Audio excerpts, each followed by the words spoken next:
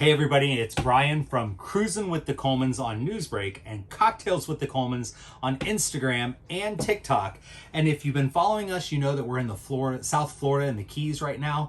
And you know, we've been sitting by the pool, sitting by the beach, doing a lot of rum cocktails. And we've got one for you today. It's our take on a Pina Colada, and we call it a Pina KEYcada. Yep, there's you go. That's the bad joke for the day. So I'm going to start off with 2 ounces of spiced bourbon.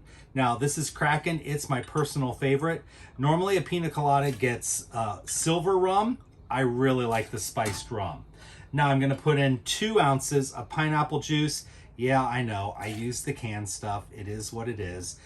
And then I'm going to use 1 ounce of coconut milk. This is coconut milk, not coconut water. I've shaken it up so that it's all well mixed. I buy the unsweetened kind. If you like your drink a little sweeter, buy the sweet stuff. And then, by the way, in my shaker, I've got about 6 ice cubes. Now I'm going to put just a squirt of lime juice. Again, if you like a sweet drink, add some honey, or better yet, put some agave in, or just some simple syrup. I'm going to put the whole thing in here, give it a good shake.